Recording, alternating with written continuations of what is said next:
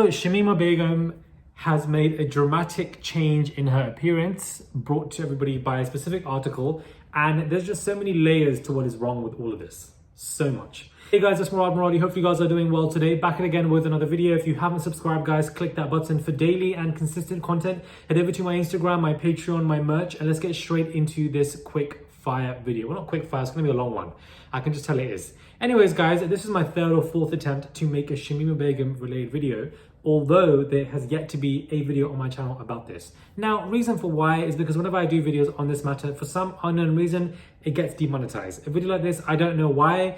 I think it's because, putting a hijabi woman on a front screen of a thumbnail becomes quite polarized. It becomes such a political statement, which I think is extremely sad in itself, and there's so many layers to that. But that's what I've realized when discussing this matter, and because of how sensitive it is and extreme it is, that does occur. It's quite limited on this platform, but I find that to be interesting. Whenever there's like a Muslim woman on a thumbnail, it becomes quite polarized, and that can be seen as a demonetized automated issue, which is a very serious issue within itself. But I just find this weird. Anyways, let's get into this. So Shamima Begum has made a dramatic appearance. Of course, she has been declined from coming back to the UK. I feel like that in itself sets a disgusting precedent for people of color who are brown and black, who are British, that we're not really British, and that we can have our citizenship stripped from us and become essentially stateless, number one. Number two, the fact that a lot of people are saying here that she should be dumped in Bangladesh, which I completely refute. And the reason why I say that is because the British people already have a very dark history of dumping their problems onto somebody else and stealing stuff that may be for their financial gain. There's a very long history of that, and I find it to be very unfair that she should be dumped to Bangladesh or to wherever her descent is when she's not even from Bangladesh in terms of where she was born. She was born and raised in the UK, she's British, and I do feel like she needs to be returned here to trial for her crimes. And I also feel like she was 15 at the time, and if we don't convict 15-year-old murderers in the UK, I don't understand why now this individual can't come back. I'm not saying this person should come back and live a free life because she was a child and she didn't know what was going on. No. Come back to the country and be trialed for your crimes. This person needs to be in prison for XYZ. Understand why there was this, why was this individual so radicalized and where did it come from? Because as far as I'm concerned, wasn't there a white boy around 16, 17 who was making stuff in his house in Broome, and he hasn't received any major punishments from what was going on? I also do feel like it also ties down to the fact that this individual at the time, 15, 16, or even how she looks like now in the headscarf, isn't given the same tolerance as a white girl.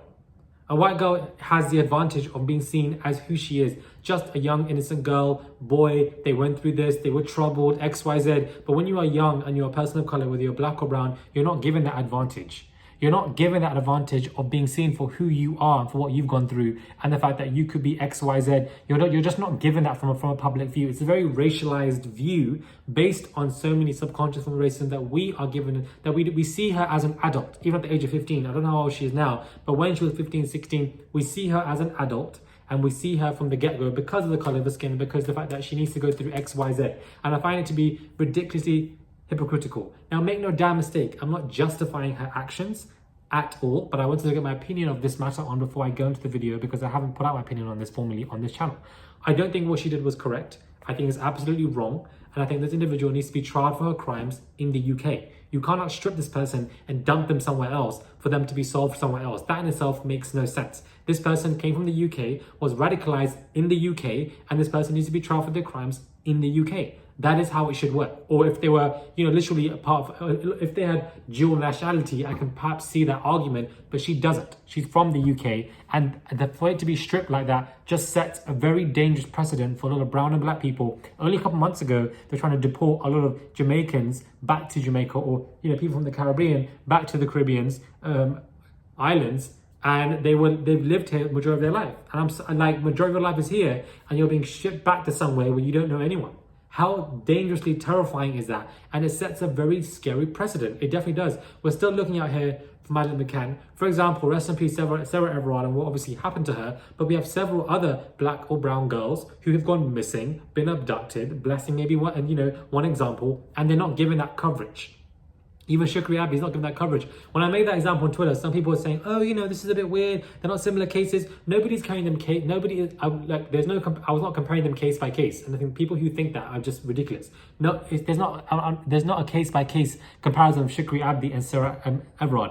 One has more coverage. If Shukri Abdi was a white girl and this is what happened to her, she was pushed in the river and XYZ, she would have been given more coverage. That in itself is 110% damn true, because Madeleine McCann went missing and people are still talking about it, and it's still being funded through several systems. That was the issue, that when somebody is of a different race, whether a girl or a guy, a boy or girl, sorry, they're not given the same advantage. They're also already seen an adult at a younger age. This person was 15, was groomed at a young age, and needs to be tried for crimes here. I don't think she should be dumped anywhere. I think that idea is ridiculous and very unfair, and it sets a dangerous precedent, and it shows that just the system here is crazy, and absolutely, just in general, justice within itself is absolutely crazy. However, in this, Telegraph article on her is appalling. The fact that, okay, she's changing appearance, she's showing her hair now. If that's what she wants to do, good for her. If she wants to wear a headscarf, good for her. Saying, Shamima Begum seen in Western clothes as she breaks with her past. Now she can be seen to go on Oxford Street to shop and everything, as if there's a certain type of style. I feel like it's very Islamophobic, and I feel like we're judging women again. Only 2 days ago, the Sarah Everard vigil was absolutely crazy. And here we have another example where we're judging ladies again for what they can wear and for what they can't wear. Immediately seen as one thing when they're wearing a headscarf, but now immediately seen as free because, she's showing her hair and everything. If she wishes to wear her scarf or not, that's entirely up to her. Again, you're taking away the intent, choice and power that a woman has made to cover herself or not cover herself. That is her own choice. Why are you judging that? Why are you then throwing Islamophobia on that and then putting it into a box? This is a pure form of misogyny for what I'm seeing again. But again, when it comes to feminism, unfortunately, that only stands for white girls, for white women. That is what feminism stands for. That is what feminism is only for. And suddenly they turn a blind eye to stuff like this that is going on left, right, center, which I think, again, is definitely a form of hypocrisy. This video might trigger people. Well, I don't care. Stay triggered. Stay mad, because I really don't care. But I just feel like, I believe she also has lost, individuals that she was carrying within itself is traumatic, and root out the issue. Where is this coming from? Who is trying to radicalize these young girls and guys to do stuff like this? And I find it to be, these people also need to be brought to justice as well, because they are damaging the younger generation, and this is what is happening. And under these articles on Twitter, I am seeing so many white people come out in the woodwork from the UK, throwing so much racism left, right, and center. And I feel like it's absolutely sad. This person is not innocent by far from what we know of when it comes to stuff. But all I'm saying is the age is obviously a very important issue to this matter. And another issue is that we should not dump someone somewhere else to be fixed. You can't dump her in Bangladesh, and that's where she should belong when she's from the UK.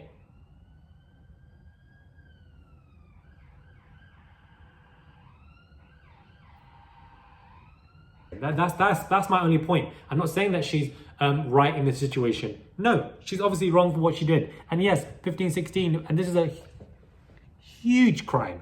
Now, she just needs to be tried in the UK. That's my main point. But I feel like there's layers to this conversation, and hopefully you guys can know where I'm coming from. And I just feel like this article talking about her dramatic appearance, and she's changed and she's westernized. Now she can be seen as XYZ because she's showing ordeals that are too westernized. Again, we're just judging women for their clothes and what they can wear, and they're trapped when they're wearing a headscarf or something like that. But when it comes to nuns, I don't see that conversation anywhere. Anyways, let me know what your thoughts are, guys, when it comes to all of this. I'm intrigued to know your comments. What are your thoughts on this? Again, I want to reiterate, I do believe this person should be tried and is wrong. I'm not justifying their actions by far at all. However, this person needs to be brought back to the country that, and be tried here. You can't dump someone else. It's not fair on the country. It's not fair on their citizens, and the fact that their citizens could be in danger, and the fact their lower lives compared to Britain, it's crazy. Subscribe, click that button, and I'll catch you guys soon for another video.